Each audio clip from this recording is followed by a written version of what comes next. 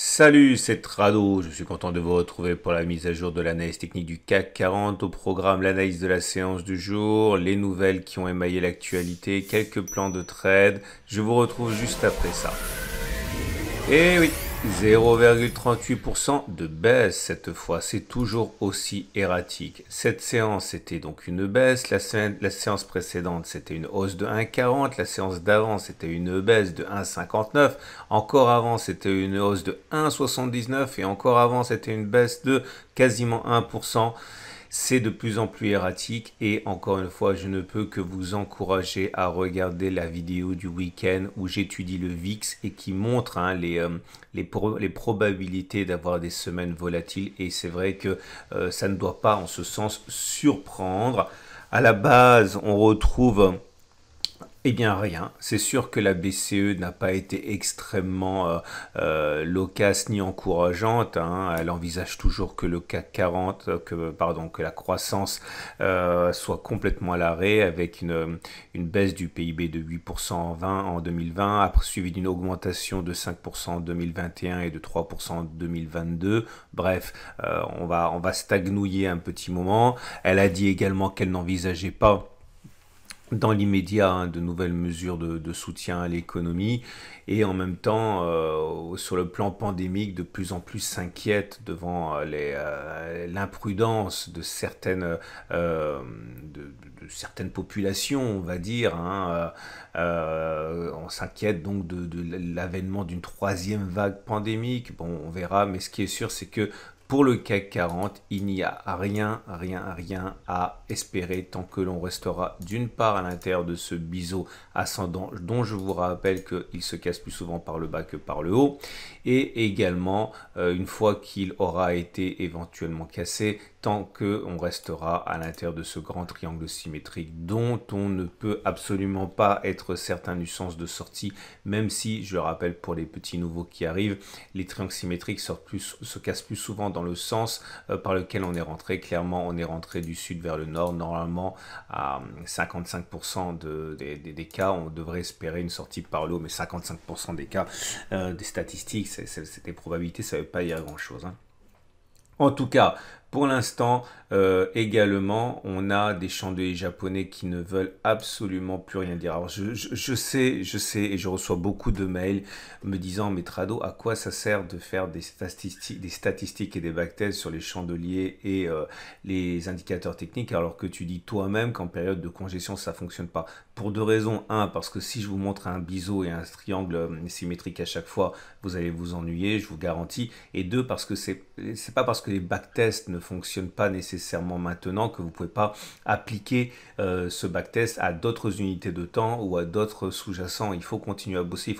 C'est pas parce qu'il se passe rien sur le CAC 40 qu'il ne faut pas travailler. Au contraire, il faut bosser, il faut profiter de ce temps où il se passe rien sur le CAC 40 pour fabriquer de la matière pour que vous puissiez ensuite l'appliquer à d'autres choses, ce qui m'amène au chandelier japonais du jour qui est rouge, ça ne vous aura pas échappé, et qui est un harami baissier. Alors c'est un harami baissier qui est dans l'absolu un harami baissier, puisqu'effectivement vous avez une situation où vous avez un corps rouge à l'intérieur du corps vert. Néanmoins, le harami baissier, contrairement à ce que son nom évoque, n'est pas un signal de baisse, c'est un signal d'indécision. Et on va regarder si effectivement cette rumeur et cette réputation est avérée au regard des 20 dernières occurrences. Donc voilà ce qu'on va faire. On va dire que je fais le pari qu'après un harami baissier, on aura une petite baisse. Et cette petite baisse sera telle qu'on atteindra plus vite l'objectif déterminé par la distance entre la clôture et les plus hauts de la figure, et donc plus vite que l'on ne repassera au-dessus des plus hauts de la figure. Clairement, ça veut dire quoi? Ça veut dire que là, vous avez votre harami baissier. Ok, là, vous avez le plus haut de la figure. Et là, ça donne en fait votre stop loss. Ok, et votre objectif, en fait, c'est d'aller chercher un objectif équivalent. Mettons que ça fasse 1,1%, et bien 1% dans l'autre sens, avant que de passer au-dessus. Bref, on fait le pari dans ce backtest que l'on ira chercher cette distance, 4992, avant que d'aller chercher les plus hauts de la figure qui est de 5061. Et on va voir ce que ça a donné sur les précédentes occurrences. Alors on va commencer.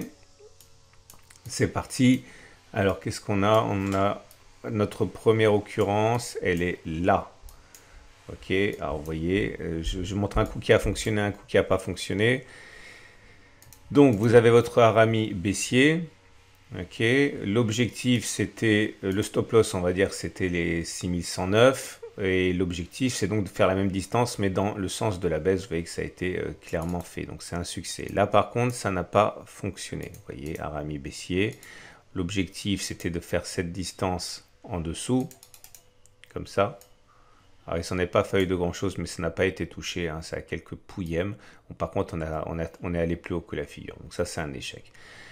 Et on va enchaîner les exemples. Donc, encore un succès, encore un échec, encore un échec, encore un deuxième échec, un succès, un échec, deux échecs, un succès, deux succès, un échec, deuxième échec, troisième échec, quatrième échec, un succès, un échec, un deuxième échec, 1, 2, 3, 4 succès d'affilée et un échec. Ce qui nous amène, alors j'ai fait par erreur 23 occurrences, ce qui nous amène à 10 échecs et 10 succès et 13 échecs, ce qui est donc en pourcentage 43% de réussite pour 57% d'échecs. Alors, c'est pas très reluisant.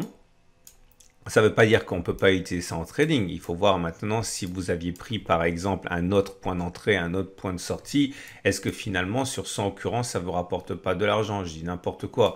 Si vous mettez le même stop loss mais avec un objectif qui est plus important que le stop loss, est-ce que finalement sur 100 occurrences, ça ne fonctionne pas? On verra. Mais en tout cas, j'ai voulu essayer de filtrer un petit peu les signaux. Et j'ai regardé simplement avec le stochastique ce qui se passait, et il faut que vous appreniez à faire ça, ce qui se passe quand le signal du harami baissier apparaît lorsque le stochastique est sous son signal. Et là, vous allez voir qu'on passe de 23 signaux à uniquement 6 signaux. Je vais vous montrer un ou deux là. Voilà, c'était ici. Ok. Donc sur ce signal ici, ça respectait les conditions puisque le stochastique était sous son signal, ça n'a pas empêché d'échouer. Mais par contre ici, là pareil, ça a fonctionné ce signal, mais alors quand on remplissait les conditions de stochastique, donc ça fait un succès, un échec, un deuxième succès,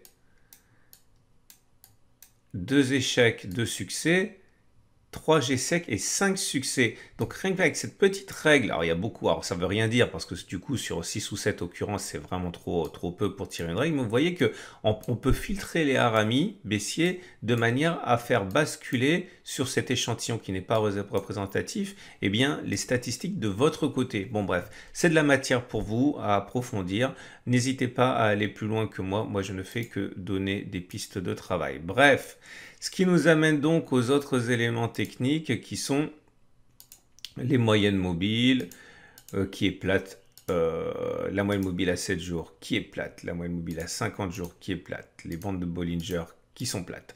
Bref, c'est plat. Ça veut dire, si vous êtes débutant, qu'il n'y a pas de tendance et que le squeeze, là, comprime, compresse, hache, menu les cours et que l'explosion devrait être formidable lorsque elle voudra bien se déclarer.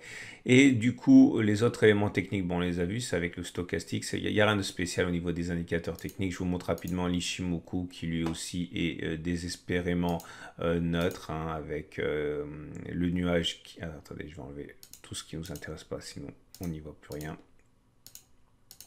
Donc c'est désespérément plat. twist, retwist, retwist. Donc le nuage est à plat, la Tenkan est à plat, la Kijun est à plat. Bref, il se passe absolument rien. Le chartisme est l'alpha et l'oméga de l'analyse du CAC 40 pour l'instant. Ce qui nous amène donc pour terminer au trade du jour. Alors, si vous avez un biais qui est baissier, eh bien vous avez plusieurs éléments qui vont dans le sens de ce trade à la baisse. Alors, par exemple, vous pouvez très bien essayer de spéculer à la baisse, hein. Donc par exemple en mettant un stop à 0,8% et en visant un retour sur le bas du biseau là. Ok, à 1,5%, très bon ratio gain-risque, hein.